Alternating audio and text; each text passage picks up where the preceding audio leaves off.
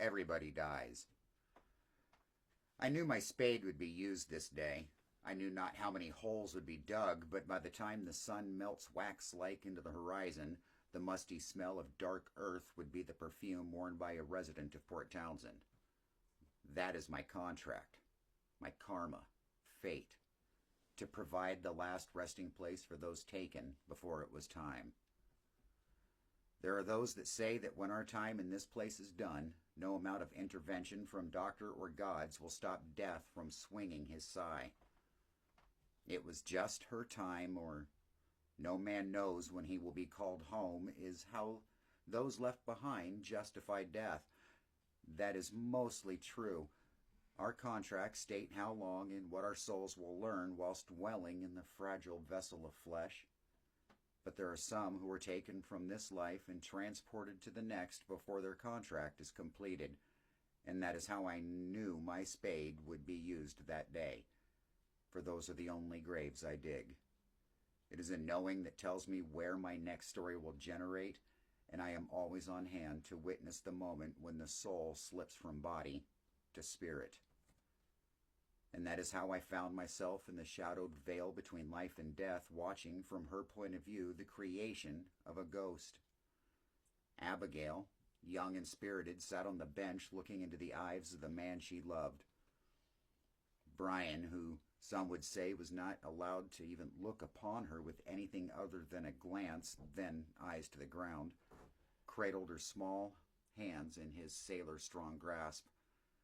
He was from a different place than she, though he lived not a raven-sounding caw from the window that allowed the moon to watch her sleep at night. Abigail was from the uptown, whilst Brian lived at sea level, where sin flourished.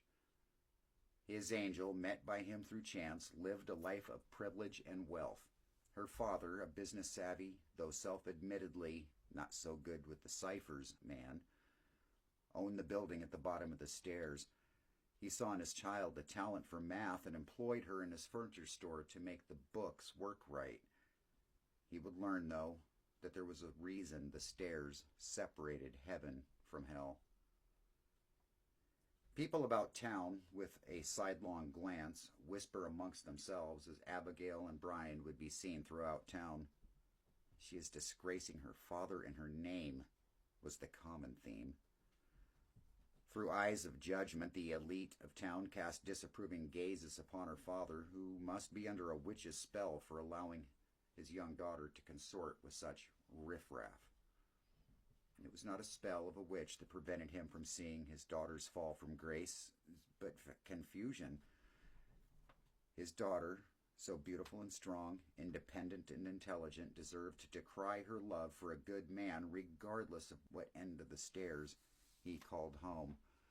Social pressures were stronger than his desire to see happiness in her heart, and on this eve he himself would assist in the need for me to build a new cradle to receive birth into darkness. Sitting in the gas-lit, hazy tavern, he for the last time fielded a question as to his merit of fatherhood, stormed from the downtown drinking place of the town's wealthy, and ascended the stairs leading to the uptown homes. Halfway up he sees them, shadowed in the trees, sitting upon the bench that lovers use to show the world that they are united. Mayhaps 3 new stories this night would be given to me to hold. Chance has spun the light of these 3 souls to this spot, and I am here because one or more of them will fall from life before they are due.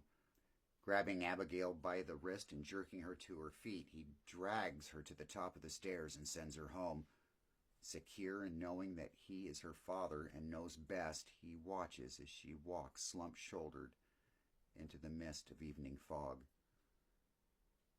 He turns back to Brian, and I watch.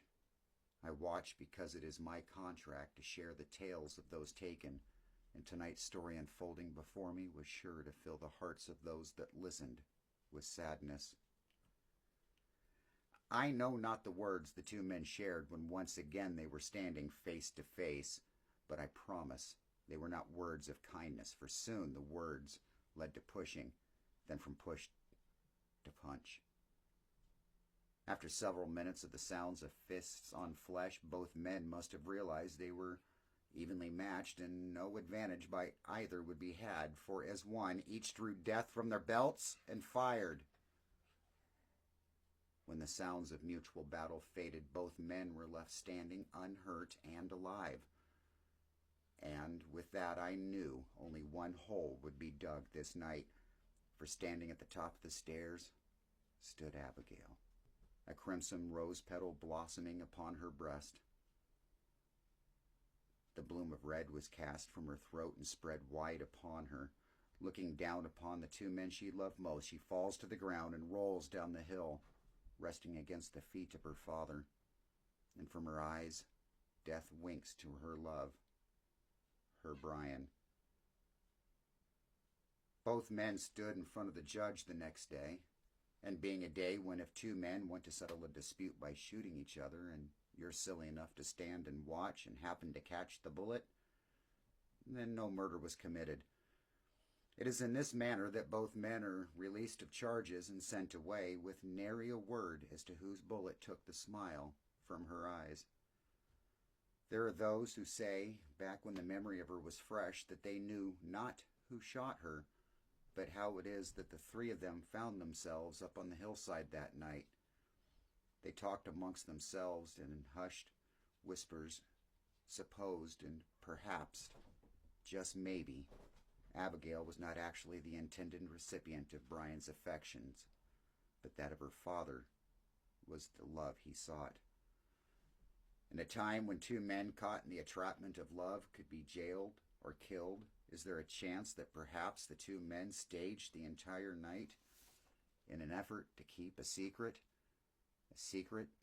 that ended the contract of Abigail, who now, on dim-lit, foggy nights, can be standing at the top of the stairs, then dropping to the ground, only to fade into the veil of spirits until once again I share her tale.